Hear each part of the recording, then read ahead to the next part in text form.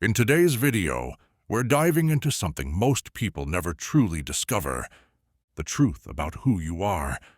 Beneath the roles, the trauma, the story, the conditioning. Not who you've learned to be, not who you perform to be, but who you are when there is nothing left to prove.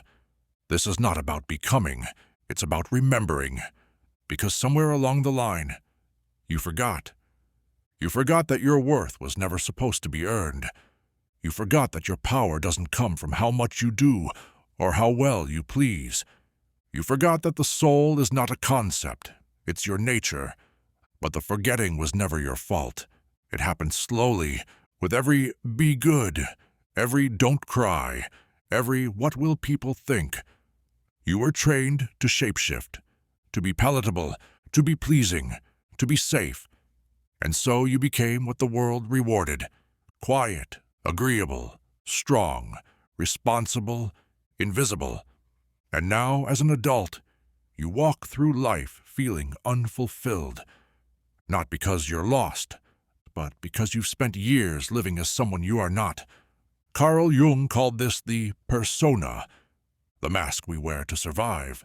But you are not the mask. You are the one underneath it. You are not your performance. You are not your productivity. You are not your pain. You are the presence behind it all. And that presence cannot be broken. You keep wondering, what's wrong with me? When the real question is, what have I had to become in order to be loved? Because that's where the truth is buried. Not in your flaws, but in your survival. You learn to disconnect from your body, to stay safe in your family. You learn to stay silent, to avoid conflict. You learn to please, to overachieve, to stay small, not because you were weak, but because your nervous system is brilliant. And still, beneath it all, the real you remained, the version of you that never got to speak, the one who knew they were worthy before the world disagreed, the one who didn't need to prove, perform, or protect. That version of you is still here. Maybe she shows up when you're alone, when you're dreaming, when you're dancing in your kitchen. Maybe he only appears in your longing or in the ache you can't quite name. But they are here, and they are waiting for you to come back. Carl Jung said, "The privilege of a lifetime is to become who you truly are." But most people spend their lives avoiding that truth. Why? Because it requires dismantling everything you built on top of your trauma. It requires grieving who you thought you had to be. It requires questioning everything society told you was success, beauty, purpose. But when you begin to peel those layers back, when you start to see that your identity was a response, not a reflection, you begin to feel something strange and beautiful. You begin to feel like yourself. Not the version others prefer, the version that can breathe, that can say no, that can cry, that can be soft or fierce without needing permission. This is not about becoming spiritual. This is about becoming honest. And honesty is the first door to coming home. You've spent years fixing things that were never broken. Your body, your voice, your ambition, your desire. But healing isn't always about change. Sometimes healing is about unlearning, unraveling, letting go of the belief that you were ever too much or not enough. You do not need to become someone else to be worthy. You are not a self-improvement project. You are a soul remembering its own light.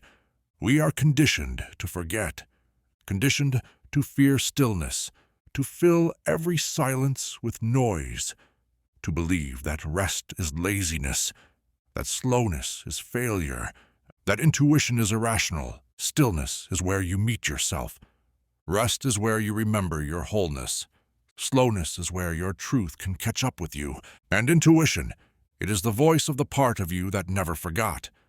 When you ignore it, you feel scattered, anxious, disconnected, like you're moving through a life that isn't yours. Because it isn't. It's the life that was built for the mask. Not for you, the real you. doesn't ask for permission to exist. They take up space. They feel deeply. They trust their timing. They choose alignment over approval. And they are willing to be misunderstood, to be free. The more you honor that version of yourself, the more peace you feel. Not the kind of peace that comes from things going your way, but the kind that comes from no longer abandoning yourself.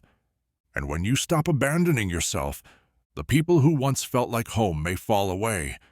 Let them. Because when you stop performing, the audience you performed for disappears. And that's when your real community begins to form. You don't find yourself in books or jobs or relationships. You find yourself in the moment you finally stop pretending. When you stop trying to fix yourself and start sitting with yourself. When you stop chasing outcomes and start listening to your inner rhythm. When you stop living for the image and begin honoring the essence. That is who you are. You are not your wounds. You are the one brave enough to face them. You are not your fear. You are the one walking through it. You are not your shame. You are the one learning to forgive it. And every part of you that feels lost is just a part of you waiting to be loved, back into belonging.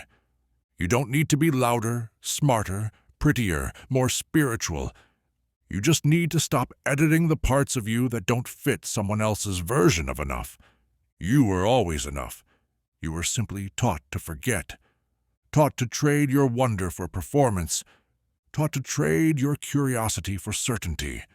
Taught to trade your inner knowing for outer validation. But you're waking up now. And no, it won't always feel easy. Yes, you'll lose people. Yes, you'll grieve the version of you who played it safe. But what you'll gain is yourself.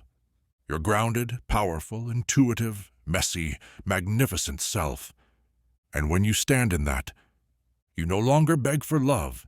You become love. You no longer chase purpose. You live it. You no longer fear being seen.